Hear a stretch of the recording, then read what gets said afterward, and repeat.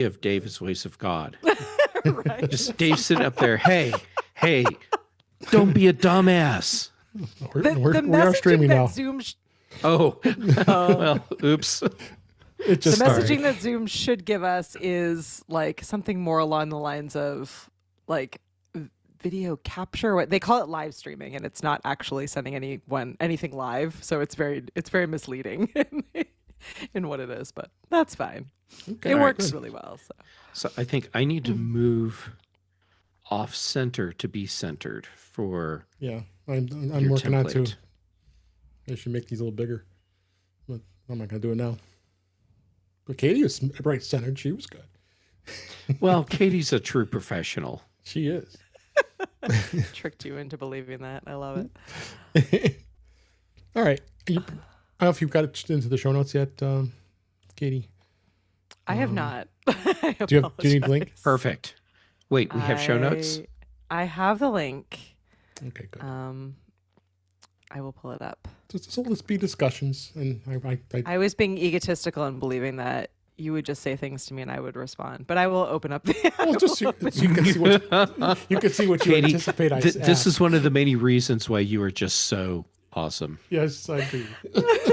I was like, I don't need show notes. I'll just That's answer fine. questions. You want to answer your questions? no, Don't even it's fine. look. You'll be surprised. No, that's all right. So, I Dave, can open Katie's it. I can channeling open her inner Jeff. Yeah, she yeah. is. She is. it. Uh-oh. Two Katies and Jeffs on the two of the same personality in one spot. Not a good thing. And, All right. and Dave knows this and yet chose to have both of us here. It's true. Yeah. It's Dave's This is on fault. you, Dave. It is my fault. Yeah, it is. All right, let me get. All right, I have everything open, even though I'm on my small MacBook Pro, and everyone makes fun of the fact that I only have just the one display. Oh my gosh, But I'm making it work. you should. All right, so you see, we'll just let it flow. This is going to be a different episode than I normally do, but because I wanted to have some more fun beyond what I normally do. So love it. Let's have fun. Let's have fun. Yes. So we're recording. Oh, let me do a backup just in case. I thought about it finally on Zoom. Oh, good. Recording in progress. Wither Bucket didn't hear any of the things No. that I said when I thought we still were Nope. not live. That's No, lucky. we've recorded that as well, Jeff. We have Yeah, that. and he just said no colorful metaphors, as Spock says. Yeah. Yeah, it's not like any ridiculous thing I have ever said will ever end up in anyone's special cuts episode of Yeah. stupid things Jeff does. Like that could ever be a Yeah. thing. Yeah. It would require a bunch of editing, though, so it feels like too labor intensive for it to be released. It'll be fine. That's fair. Yeah, that's fair. That would take a lot of editing because there's a lot of stuff to clip together. Oops. I didn't do that. Oh, Sorry, hold on. Messed you're this up. good. Oh, you dummy. Oh God, what do I do now, Dave? I'm a dummy. All right, I'll figure it out. I will work through this. I believe in you. You do. I wish I knew some non-copyrighted music to hum, but I just imagine me humming the Jeopardy theme. We've got my good theme song from. Oh, that is good. It's All right. the Dave Ginsburg Show on In Touch with iOS. Hey, Dave. Yeah, there you go. Now you have a theme song. There's a theme Perfect. song. It recorded. All right, here we go. In 5, 4, 3, 2. Welcome to episode. Let's start again. I want to point out that's not my fault. That was my fault. This time. It was. There we go. Welcome to episode 403 of In Touch with iOS, the podcast that keeps you connected to the ever-changing Apple ecosystem. I am your host, Dave Ginsburg. Each week, we break down the latest news, updates, tips, and hidden features across iPhone, iPad, Apple Watch, Mac, Vision Pro, and Apple TV, along with insights from friends, experts, and the Apple community, because here we read the release notes so you don't have to. So we do have a special episode this week, and I would thought to do something different. So you might be getting a couple episodes in the same week. You never know. You'll see. But I am thrilled with the fact that Katie Fawkes is back on the show, her second appearance, and this is going to be fun. How you doing, Katie? I'm great. How are you all? I am doing great. I was really looking forward to doing this with you because we're going to be getting into some video just a minute here. Love it. And also here as my co-host this week on this show, this episode is Jeff Gamet. And just me coming off of seeing you for the last 4 days this past weekend. How you doing? I'm doing great. And, I actually feel spoiled because I got to spend so much time with you over the past few days. Yeah. And I'm missing you already. Let's see. We had the whole week. Oh, thank you. We had the whole weekend plus Monday, and then Tuesday we're on Mac Voices Live, and now here we're recording this on Wednesday. So I got 5 days of Jeff Gamet. I can't beat that. And then in regular In Touch with iOS tomorrow. Yeah, we do. It's So we're gonna go we spend 6 so in a row much here. time together. People are Maybe going to talk, 7. and I say let them. A whole week. So what the show is going to be about today is we're going to talk a lot about movies and streaming and that theme because Katie has an amazing podcast called The VHS Club. And I want to find out more about what got you started to wanting to do something like the VHS Club. You got how many episodes do you have too? You got a lot of episodes already. Oh gosh, if I had notes in front of me, I think we're on episode 115, which is still surreal to me. Actually, it's 116 because I'm looking on your Oh, there you on go. your site. There you go. Wow. See, That's told you awesome. I told you I didn't have anything in front of me. Yeah, 116. There you It's wild, absolutely wild to me. Yeah. So what's the kind of the premise of what you guys do? You actually have these VHS tapes in your possession?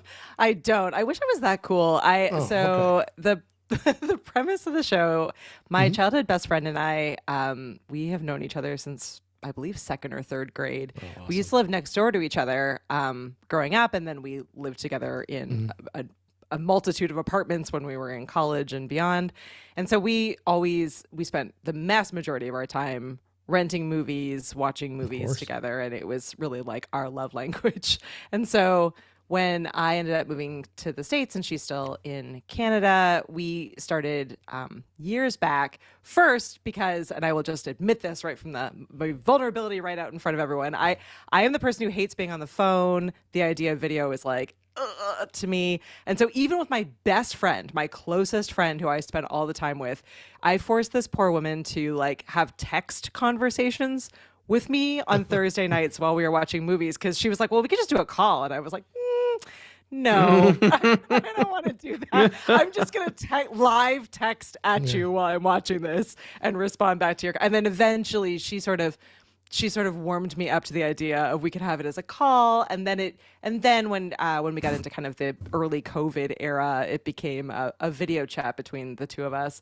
And then as I started getting more and more into this sort of live streaming and podcasting space through work, I thought, you know what, there's something magical and really fun about the idea of getting together with your friends for a movie night.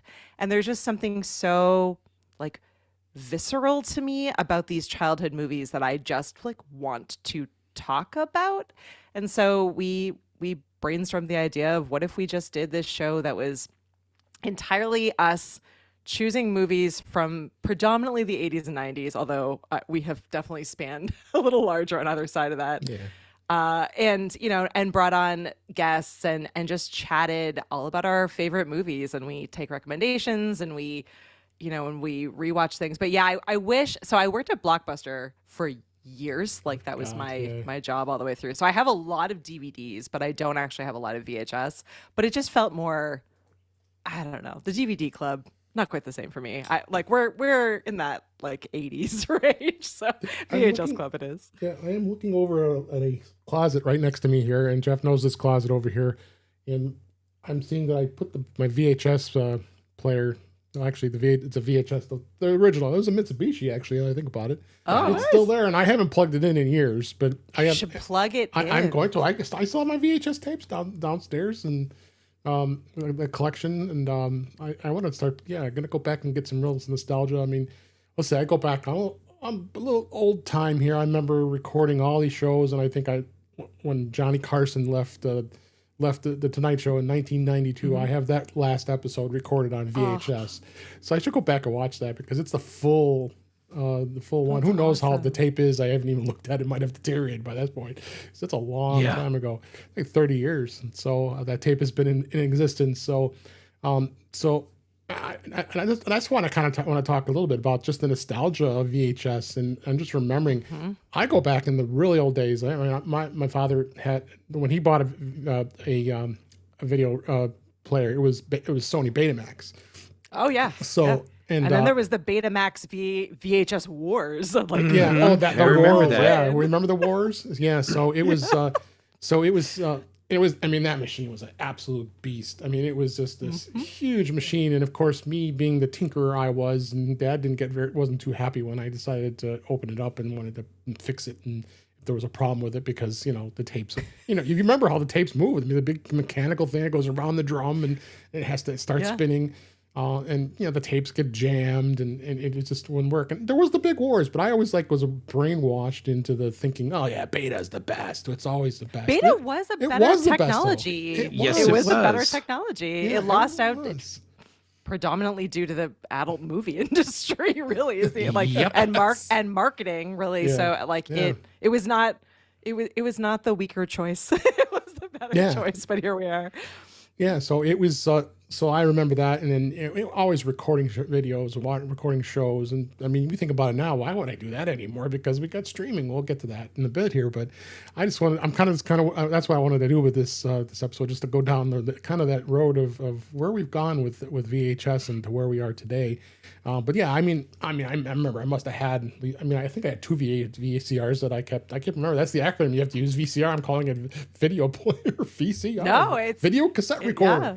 Yeah, VCR. Yeah, I have my family Zenith that still Zenith. works Oh my totally God. great. Oh, I forgot about. Yep. That was it's probably been fixed 3 or 4 times, but it's a champ. It works like a charm. I will say, Dave, hang on to that, because it's been a very interesting.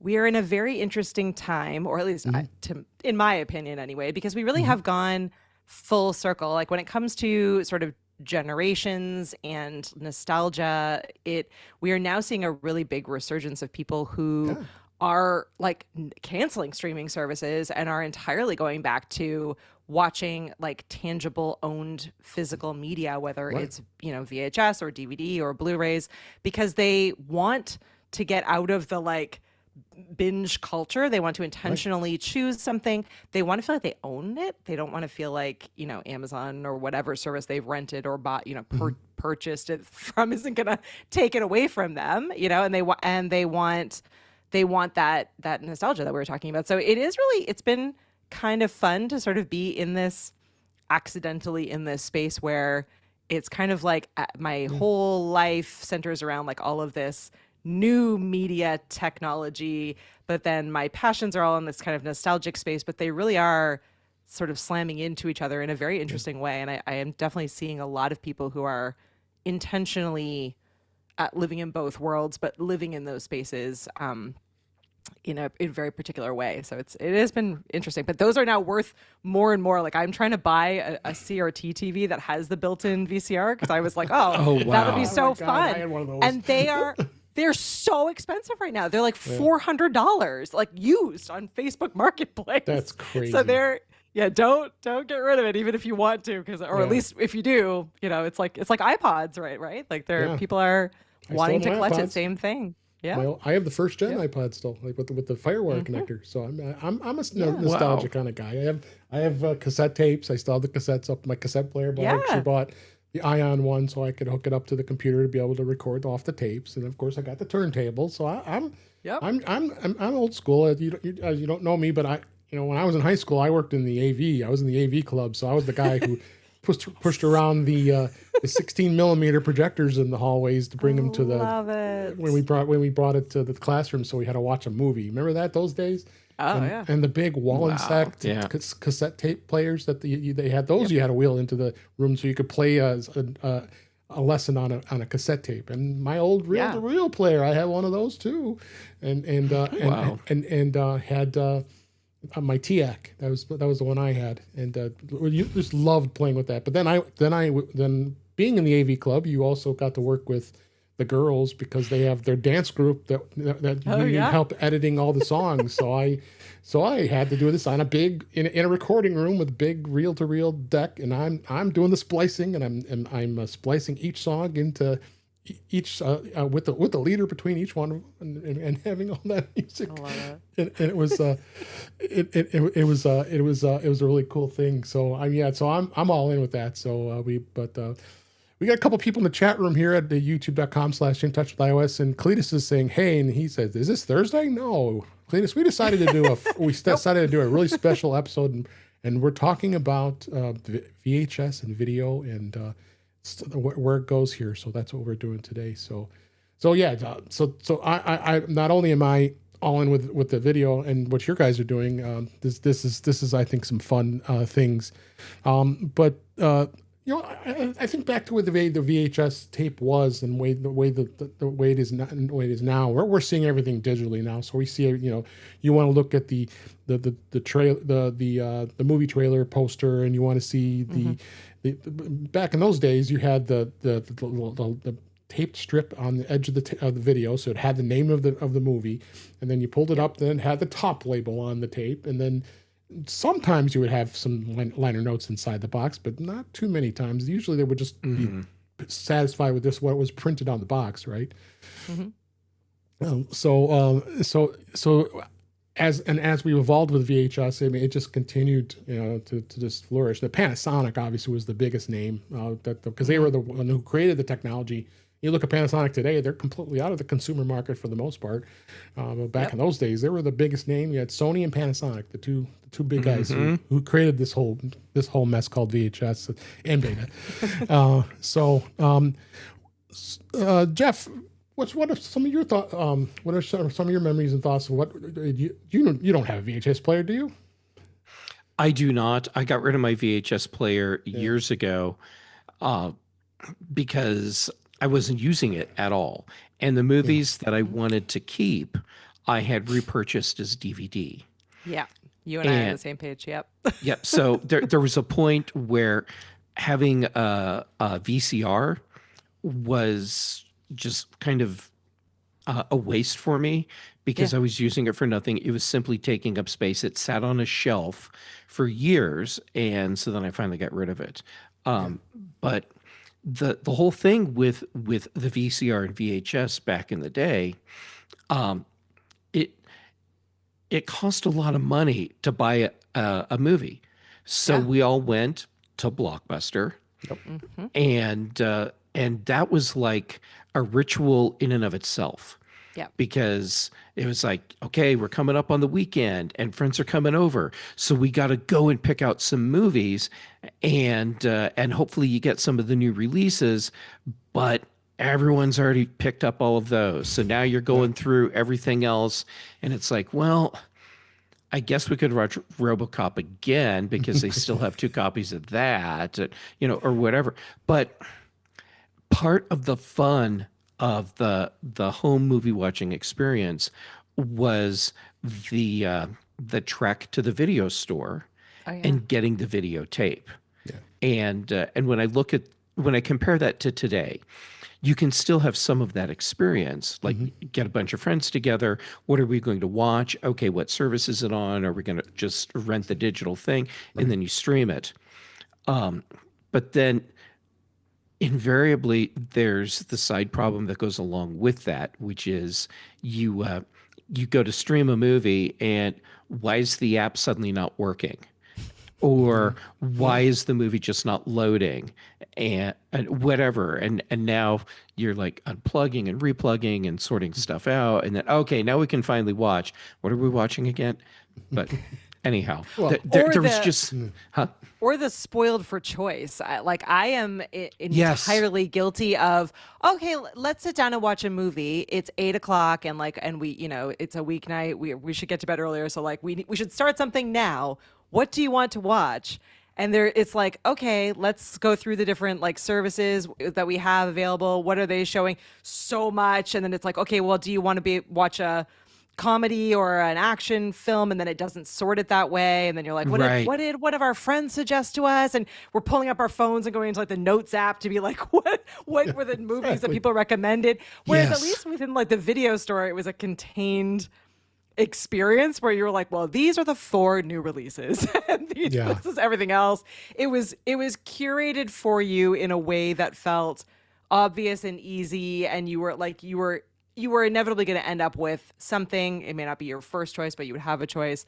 Now I feel like it's an overloaded experience, and there are many times where I end up just being exhausted, turn it off and go and listen to a podcast or chat with a friend or read a book or do something different, even though I love movies, because it's just too much. Or I go back to the ones that I've seen so many times because I know where they are. I know like that's the feeling I want to have, and I just like there's just so much out there that it feels big. It feels big and stressful to go through that process. But like you're saying, like the ritual, that was the ritual back in those days. And watching movies, everybody would sit around in the den or wherever you're watching a movie, and you put the tape in and push play, and then you would hear it wasn't quiet, because when you were watching a movie and it was quiet, you heard that machine go.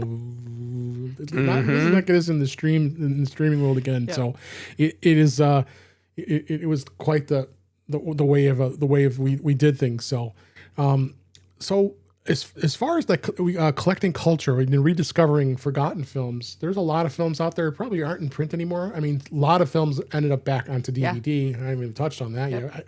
This episode might go a little long here if I keep going here. There's so much, but that's the thing. There's so many VHS tapes out there. I mean, I remember going to an estate sale, and I grabbed a bunch of these movies, and there were some really bad ones. And when I went through them all, I ended up donating. I was like, where am I going to put this? I'm not the type to be the pack rat and the hoarder, I guess would be say. So, but but I guess I got to go back downstairs and take a look at what I still have. I know a lot. I got a lot of pre-records and a lot of things I recorded. So, do you think younger generations are actually who never even experienced VHS are finding them now, and are they do they care?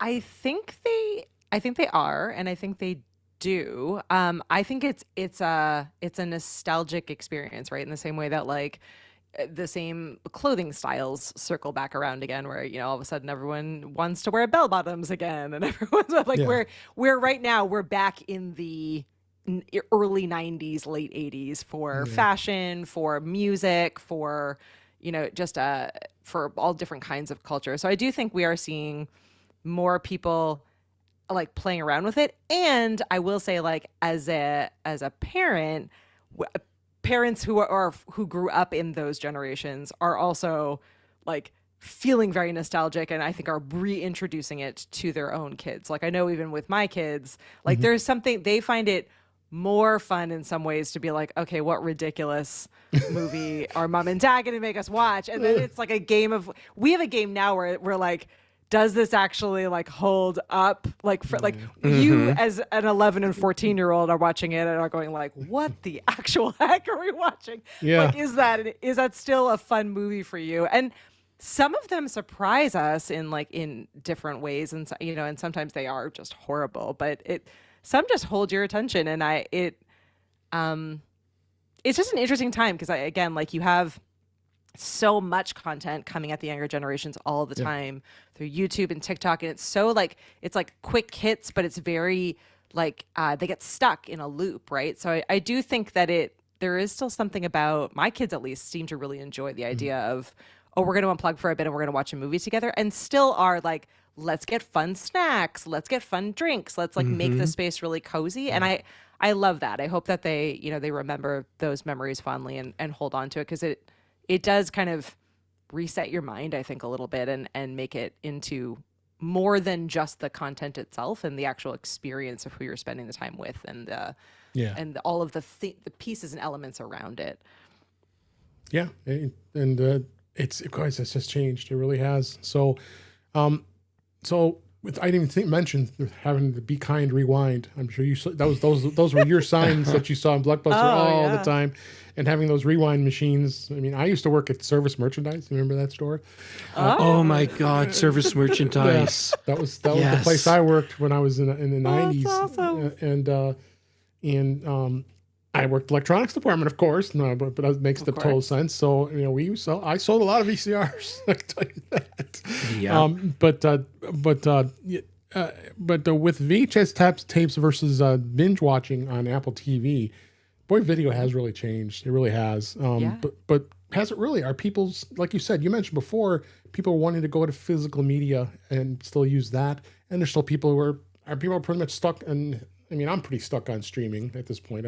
I pay enough for it every month, but where do you think I don't think it's a replacement. I'm interested to hear what you think. I feel like they're different intentional moments of time. Like, look, I live probably 50% of my life in the past, but the other 50%, I'm paying all of the different streaming services and overthinking how much I'm paying all the different streaming services. And I sit there, and when a new season of whatever show I'm into hits, I am with everyone else and binge watching it all the way through. But there is something about like an experience that stops that. Like, I am very intentional with like, oh, okay, as a family, like we are spending time in a different way, or we are doing these things. So I think it's a little bit of both, and at least for me, it's almost like a mental reset for me. I'm spending so much time in front of my computer, in front of my phone, on the iPad, and all of these very screen-filled worlds that, even though it's still a screen, don't get me wrong, I still have my TV in front of me. It does feel like a little bit of a mental reset to kind of unplug and access some of that. Yeah, how Dave, about you, I have some thoughts on the binge thing. Yeah, please. We binged back then and we binge now. Right. The way we binge has changed. Oh, big time. And okay, so today, someone tells you about Pluribus as an example, which season 1 just wrapped up, and you're like, oh, I didn't know about that. So you sit down and you binge a whole season of a show. Next. Next. Yep. The way we binged back then was oh, my friends are coming over and we're going to watch all 3 Star Wars movies. Mm-hmm. So it's a movie day. Yeah, it was a movie day, Yeah. but it was still a binge, and so it's still a thing. It's just how you go into the binge, and I think binging back when we all had a VCR was more of a group thing, whereas binging today, I think for many people, is a individual thing. That's an interesting point. That is an interesting point. But I want to spin it here to where Apple's evolution has become in here with this. Did they make some? Did they really influence the change now with Apple TV now? Not necessarily the Apple TV device, but the Apple TV, the service. Did they make the change because of all the original content? Because you think back to where, I mean, like TV shows. I want to spin that back a little bit here. And back in those days, when you only had a VHS player, you want to watch a TV show, you had to set that timer to make sure it recorded that show. And you get mad when it doesn't go off right. Okay, because sometimes I didn't set that timer right, because you had to actually go to the machine and set that timer to get it to record it. But then they come up with these convenient little devices. It just came into my mind. Do you remember that little device? It was about this big. It was called VCR Plus. Do you remember that? I forgot about that. I was thinking about TiVo, but VCR Plus. I'm going old school here.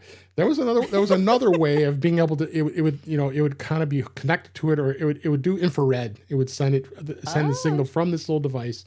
Yeah, we'll have to Google that. I'll put it in the show notes. I have to Google that just to show people what that was. I don't know why I remember that, but because I'm crazy. But let's just think about the way we had to absorb TV shows. I mean, we can binge watch them now because that's the way it is now with streaming. But back then, you had to hope the rerun would play sometime later. Which, of course, that's the big thing now with all the old shows with MeTV and Antenna TV and all these other streaming networks that are streaming all these old TV shows. Once in a while, I get in the mood of watching some of that too. So not only is it movies, it's TV shows too. People are going back and watching. You know, of course, I think of an example, the Brady Bunch. People wants to watch all those old Brady Bunch episodes. Yeah, you can get the DVDs now, and everybody buys the physical media. But sometimes it was fun to go and watch a lot of these shows. So, but that's why I say what Apple really has had I think a pretty big influence on this. With the advent of the iPhone and the iPad and the Mac and now and then the Apple TV, which, gosh, come on, Apple, we need a new Apple TV. We're waiting too long here. I really think they've done a big revolution on that, don't you think? Yeah, absolutely. Yeah. So I think Apple's made it more approachable. Yep. But I think it was Netflix that actually made the big change, and then Apple refined that, because Netflix is the one that started doing the original content where they would dump an entire series on you at once. Right. And they made binging a thing that suddenly became so much easier and so much more accessible. Yeah. And what Apple has done is they've worked to give us better interfaces, and now that they're a content producer, in many cases, better content as well. So yes, Apple has played a huge role in this. Yeah. But I think it was Netflix that Right. that was the catalyst. Well, you got to remember, Yeah. Netflix was the first to rent those DVDs. I mean, I got sucked into that, and I would get my 3 DVDs a week. They would mail them to me, and I may have copied a few, it was that was their phenomenon. And then I mean, it only I think it was only maybe 2 years ago at the most that they finally phased that out, because people were still wanting to get their DVDs. And then you had companies like Redbox who were doing that. That was a great idea with the kiosk, but it was a bad business, and then they went belly up. So you're not seeing those as much anymore. Even you go into a Best Buy or a lot of these other stores, they're not selling as many DVDs as they used to in the past, and don't even dedicate a lot of space. Best Buy actually phased out DVD sales completely now?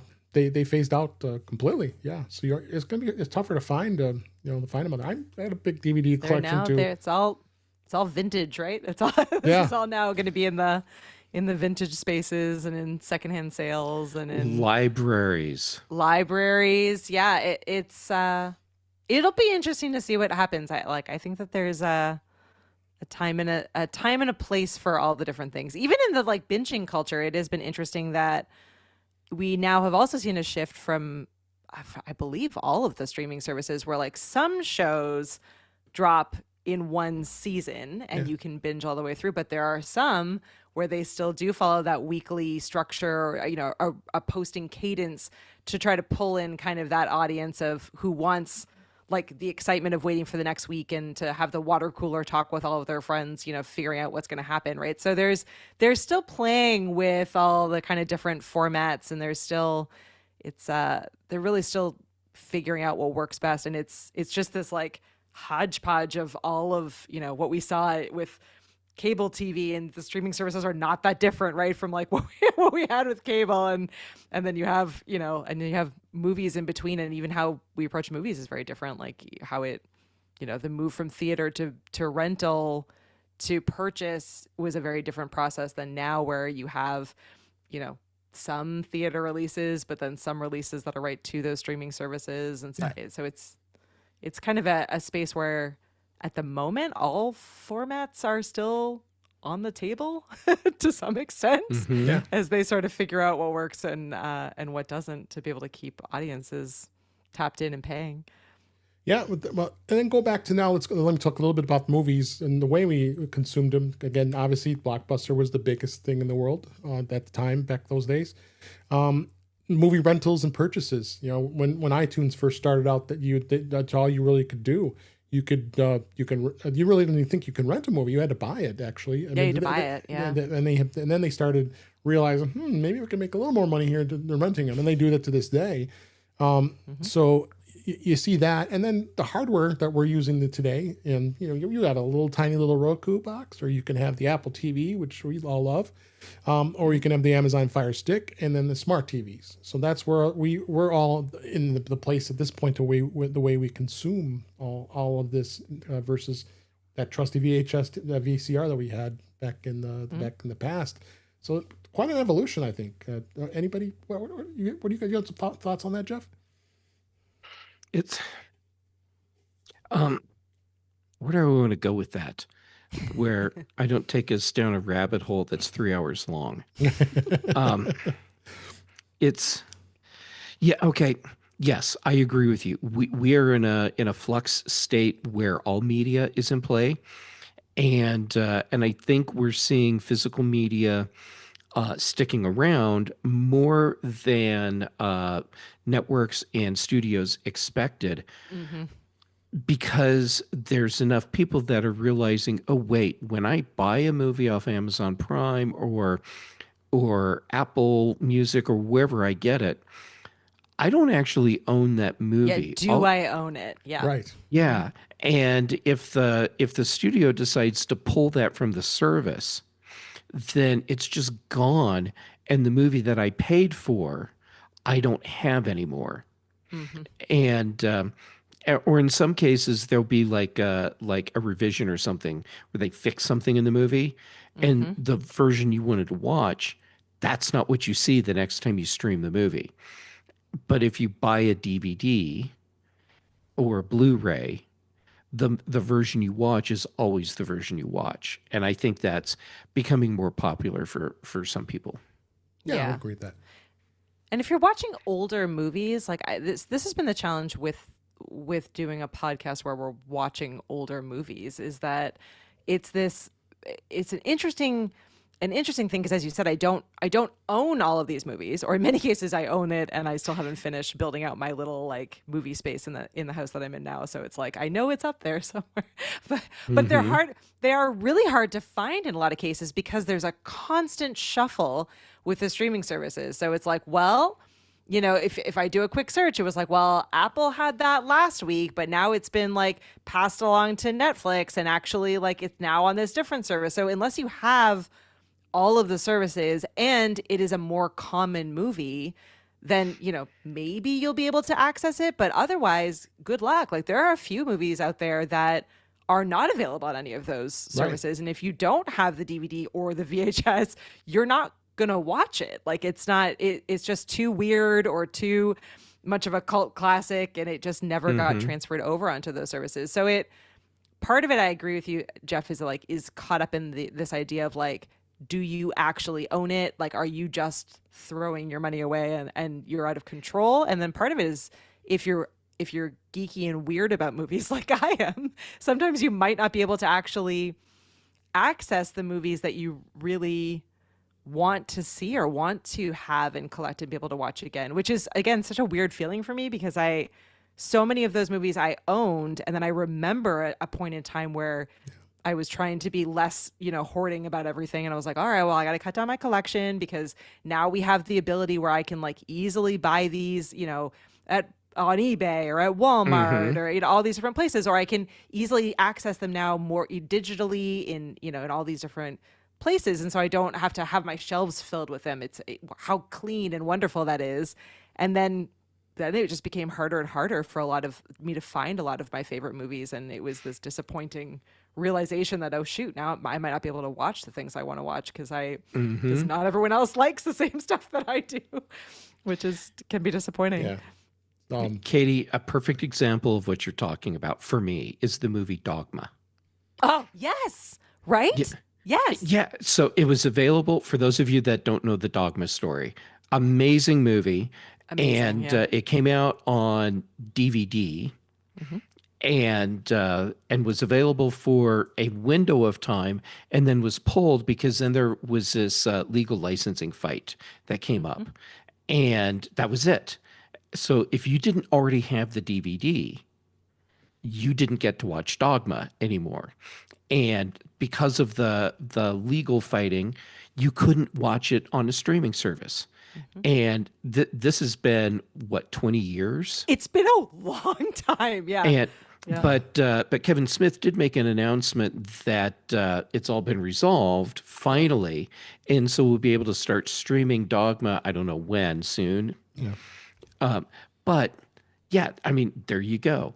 That But was the how thing. frustrating, yeah, Yeah. especially for like the not only for the fans and for people who never got the chance to see it and wanted to, but for the creators, like people like Kevin Smith. Like how annoying that you put in all of the work for this film. It has a following. People love it. And now no one can access it because they cleaned out their DVD collections and got rid of things that they didn't think they needed. So it's a wild, wild west kind of time out there, but it's definitely not at all where I expected we would be. And it's part of me is like surprisingly excited, and the other part of me is kind of like, oh shoot, like I've got to be more careful about what I'm willing to part with going forward and what I'm not, as far as things that I like. Yeah. Let's talk a little bit about the future of video, physical media. Apple's play into that. Do you guys think physical media will ever fully disappear? I mean, like in mainstream, I mean, you're always going to have the nostalgic people that are out there who have their large collections, but it could at some point disappear? Maybe in 10 years, 20 years? Studios want it to go away. I firmly believe they want all digital because that gives them so much more control over the content. But consumers do not want it to go away. So I don't think it's going to go away. However, I don't necessarily think it will always be the studios that are providing the physical format. That may end up becoming a bootleg market if the studios could really manage to push us completely out of physical media. Yeah, because you also have like VHS mold. Like they don't. I mean, DVDs and Blu-ray are slightly better, but they're also a fragile piece of physical equipment delaminate. As well. So they can delaminate, they can crack, can they can break, they can scratch, right? Yeah. But yeah, no, I mean, there are lots and lots of posts online about people who are like, oh, I had an incredible VHS collection and, went up to the attic and they're unwatchable. They don't work anymore. So yeah, I mean, the studios could wait us out unless someone clever and creative is able to, as you said, like either replicate the technology or find a way to release them in different ways. But yeah, it would probably be in like a bootleg space. Yeah. Witherbucket just said you could see way more digital only versions of game consoles now and PC. So that's kind of a good comparison to that. Yeah, that definitely makes sense.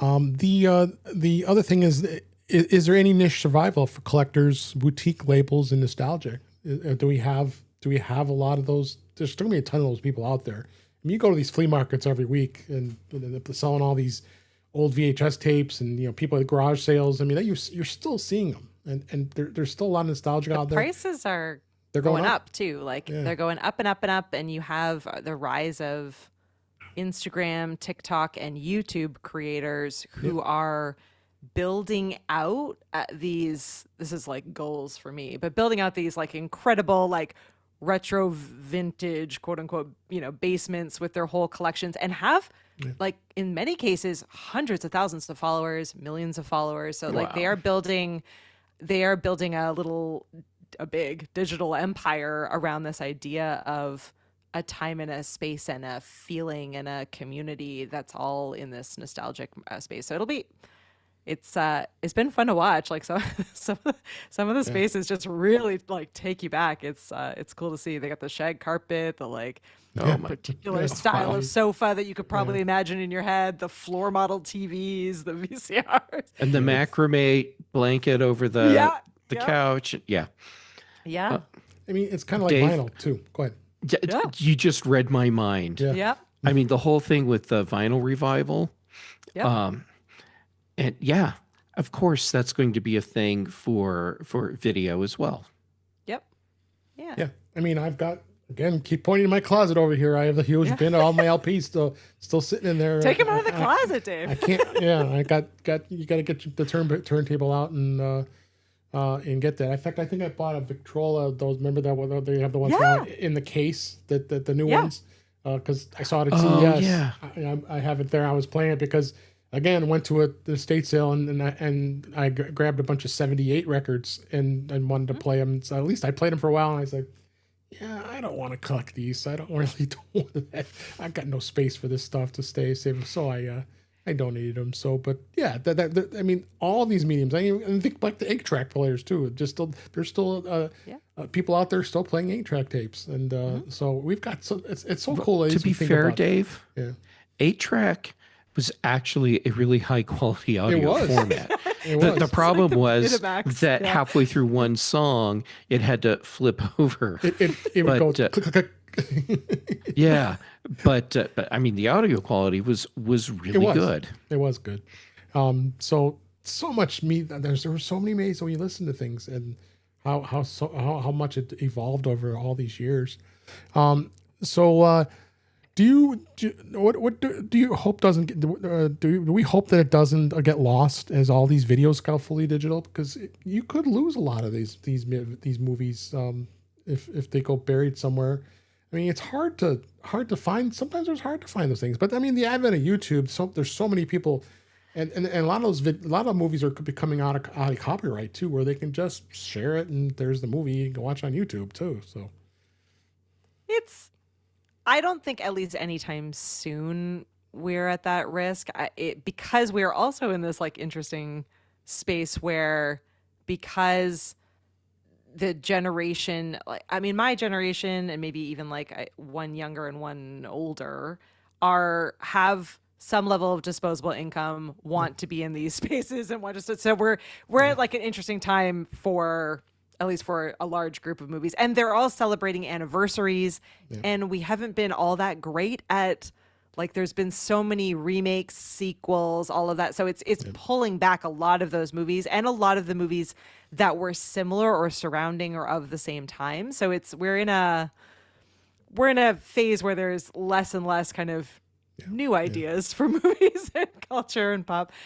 So we're seeing, I think, at least for the foreseeable future, maybe some of those, it'll be interesting to see what happens to like a traditional cult classic. We've been talking a lot about that on the show, where it's like, you know, what made a cult classic movie was this idea of, because of a movie that had certain elements, did fairly poorly in the theater, and then once it was one of the options in rental or hit the TV market, and it was just like, you know, played with commercials on you know, a cable channel, then it's the momentum and people seeing it over and over again and discovering it that way is what picked it up and carried it.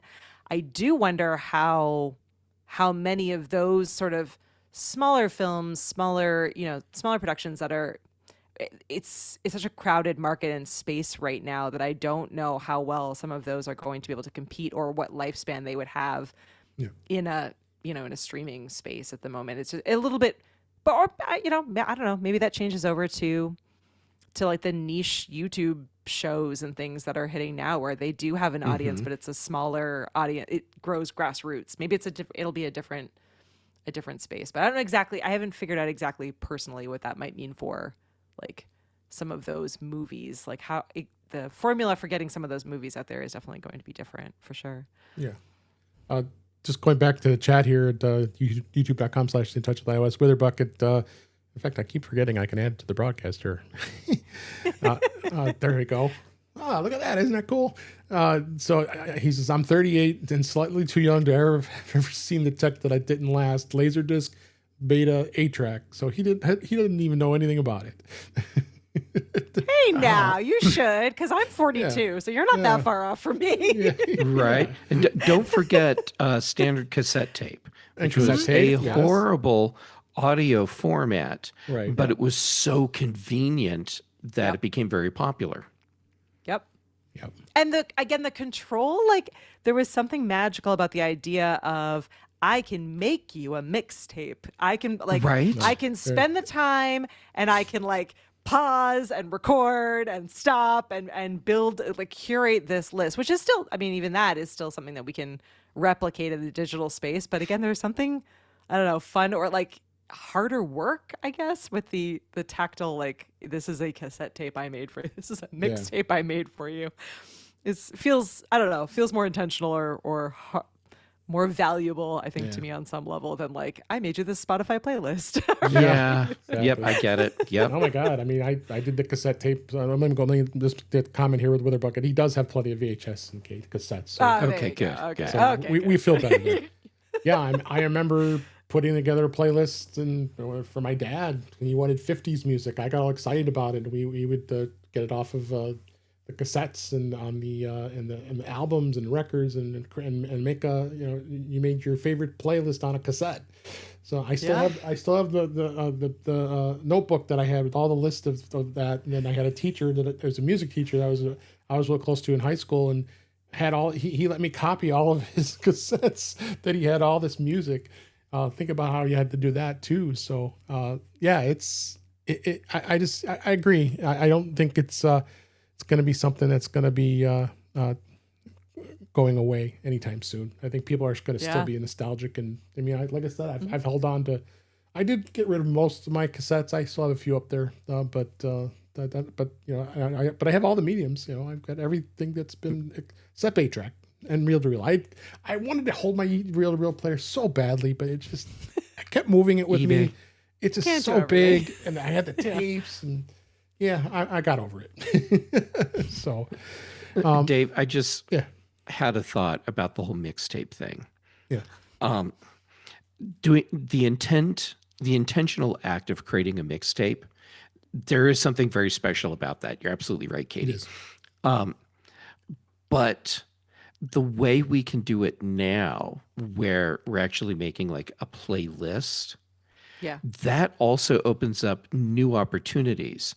As an example, I've made tons of mixtapes for friends and that special someone, and but now, like every now and then I'll get a message from a friend saying, "Hey, doing this party, it's going to be this kind of a theme. Make the music for the party." Oh, And then I'm like, "Oh, cool."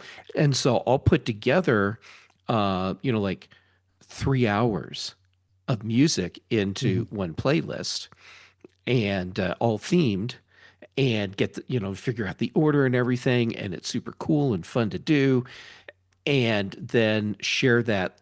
They play it at the party, and we're all hearing it, and if it all goes well, people are like, "Whoa, I hadn't noticed the music, but this is really cool." Yeah. Yeah. So, a few more things I want to hit on before we wrap up here about the Apple Vision Pro. And I have one. I know you guys do not. But I'm sure you have experienced it and seen how it was. Really, is there a future with the immersive movie watching? Because we just talked about it last week on Vision Profiles about the fact that NBA basketball did an immersive video capabilities, streaming it live. You could watch it in immersive video. So I think that's the next kind of trend. But do you think movies are going to? I want to see more immersive videos. I mean, Apple earlier last year, I should say, new year, F1. F1 was a great, amazing movie, and I actually went to the theater and saw it in IMAX, and it was pretty phenomenal. With the sound was crazy good, and it had. But I was disappointed that they didn't really. They did some immersive stuff with it, but they didn't do a full out recording of a 2-hour movie in immersive. But I think it's going to be there. I mean, all the guys with me on Vision Profiles every week are itching to get some more immersive content. I want to go back. I go back and watch all the stuff that they've done, and it's always just shorts for the most part. Do you think it's something that's going to be? Is there going to be a future for it for video immersive? That's an interesting question. I haven't played enough with it to have a strong enough opinion, but I mean, I have to think that like what we've seen in the past with movie theaters moving into like the IMAX, moving into 3D movies, and then certainly like even what we're seeing now. I haven't been myself yet, but I was talking earlier this week with Dave Hamilton about Las Vegas and the Sphere, right? Yeah. Like humans love an experience, and especially if Apple is able to continue to develop in that space and bring like it so it feels like a movie experience. We are still, I think, missing that and craving that. And certainly if they can find a way so it feels like you're together in that, like if that was combined with, I don't know, like a Zoom style like connection point where it felt like you were with other people, even if you weren't, and you could share that experience with them. Like there is something still magical about going to, and it doesn't matter what it is, whether it's like a movie, a concert, or whatever, and you're in a big space or feels like a big space with everyone else, and you're surprised and laughing and delighted and caught up in the moment, and you're in a concert, you're waving your phone or your lighter, depending on how old you are. But I think those kinds of moments, like that makes the movie better. That makes the content better. That makes the concert better are the people that you're with. And even if you don't know them, just the act of being together. So as a total noob and someone that has not used it a ton, I think like if they can mix the great technology with incredible content, and then the idea of building and fostering a shared experience, a community experience, they'll nail it, because people just always want to be able to not necessarily be alone, but be like, I don't know, be surrounded by some kind of community, even if they're not like actively talking or sharing that moment with someone. Yeah. Jeff, your thoughts? Well, first, I could just say what Katie said and be done, because nailed it. Everything you said, absolutely right. So I'll condense down my version of that. There's definitely a future for this, because the idea of a completely immersive environment when you're watching a movie just totally smacks of holodeck, and everyone's like, "Oh man, Star Trek holodeck is so cool." Bring it out, yeah. But if it's an isolating experience, it will not catch on. You need to have the option, like Katie was saying, to make it a group thing. So somehow, whether if you're with the people in person and you're wearing your face things, or you're remote, however, it needs to feel like you're together, and not just like there's a little box in a corner with someone's face. It needs to feel like if I turn like this, here's Dave on this side, here's Katie on this side. You two are in completely different parts of the country for me, and it doesn't matter. Right. So nail that, Yes. and then I think you'll have much wider adoption. Also, it can't be just Vision Pro. All of the All the VR VR. headset people have to get in on this. Yeah. Okay. Couple, I want to do a few rapid fire questions here real quick. What's one movie that you must own physically? Blues Brothers. Oh yeah. Oh, you're killing me. I love Blues Brothers. That's my favorite. Mine right now is Clue. I saw you guys yes. talk stuff, about it, yeah. 100 of them, but I have Clue physical also. Yeah. And Ferris Bueller. yeah, Ferris Thursday off. I have it. Bueller, Princess Bride. Princess For me, Bride. Better Off Dead is another one that I Oh absolutely my love. Better Off God. Dead. I want my $2. The original Star Wars. Oh, original Star Blade Wars, yes. Runner. Yeah. Yeah. There's so many. There's So many. There's so many. Better Off Dead. Oh my God. I want my $2. I love that movie, and that's one that like was hard to find. Yeah, Super I hard know. to find. I know. Yeah. Two Oh, of the movies original Ghostbusters. Oh, the original. Yes. The two you picked, Blues Brothers and Ferris Bueller's Day Off, both Chicago. Both Yeah. Chicago. Yeah. Yeah. One last thing I want to ask is, if you had to choose between only one streaming service, which one would you choose? Oh gosh, that's so hard. And I had no access to physical items. I had to like, it was streaming or nothing. That's a tough question. Is it? I would have to make a very difficult decision. Yeah. Do I want streaming that's primarily original content? That is, yeah. Or do I want streaming where I also have access to studio library content? Yeah, that's the question. And so if it's streaming where it's primarily original content, I would go with Apple TV, because that is consistently good quality. Yeah. lots of great However, originals. Yeah. However, for everything else, I think would actually go Amazon Prime. Yep, that was, wow, nailed it. Ditto to Jeff. Okay. Good deal. I was channeling my inner Katie. Yeah. Oh, High that's- five, Jeff. High five. High five to all of us here. And I think mine would be, I don't know. It'd be tough. I might have to hold on to Paramount Plus just because I love Star Trek now. I used to not. Oh, yeah. Yeah. But now So okay, if I could do it where I have one, a friend has another, a friend has another, Yeah. then this becomes a lot easier. it does. It does. Yeah. And of course we know Star Trek Starfleet Academy is premiering tomorrow, I believe. as we're recording this. January 15th. Yes. It's tomorrow as we record here. So, all right. What a great show. We had a lot of fun here. We hit a lot of great things, and I thought this was going to be a fun, and it turned out to be. It was just what a great conversation for all you guys going through all this. We hope you enjoyed it. So before we go, Katie, I'm so glad you were here on the show this week, and tell everybody about a little bit about Ecamm, and then where can people find you, and then make sure you plug your podcast too. Absolutely. So, so if you haven't heard of Ecamm, since we didn't talk about it in this particular episode, Ecamm is a live streaming and video production software built for Mac, and it allows you to create all kinds of content, including podcasts and live streams and video recordings in any format, any shape, size, everything in between. So it's a really a great tool. And one, if you're a Mac user, I would encourage you to take a look at and check out if you want to create some content yourself. And you can find me at all of the different Ecamm spaces and places. We have community, and then obviously we're on YouTube and on all the different social platforms. If you want to geek out with me over old movies, you can catch myself and my co-host Nat. We record most Thursday nights, not everyone, but most of them at 9 p.m. Eastern over on YouTube. And you can find our podcast wherever you get your podcasts, or you can listen and watch on YouTube live with us. Okay, great. Thanks so much, Katie. I really appreciate you being here. Of course, Jeff a pleasure. yes. And then Jeff Gamet, always pleasure having you on the show. And we're on day 5 of seeing each other. Now we're going on day 6. Yes, it is. Tomorrow. So where can people find you? Well, when I'm not sitting around thinking about how cool it is that I've been able to spend so much time with you over the past few days, and just how awesome it is that Katie's perspective on all this matches mine, so it's validation for me.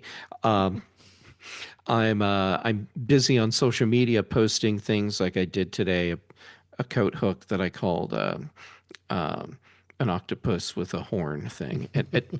If you see it, then it makes sense. Anyhow, on social media, I'm Jay Gamet, pretty much everywhere. I'm most active right now on Mastodon, PixelFed, and Blue Sky. Then for shows, Tuesdays for Chuck Joyner's Mac Voices Live, here with you on Thursdays for In Touch with iOS. Then the Big Show on the Mac Show on the British Tech Network. And Brian Chaffin and I do The Context Machine, and Patrice Brendamore and I do Retro Rewatch.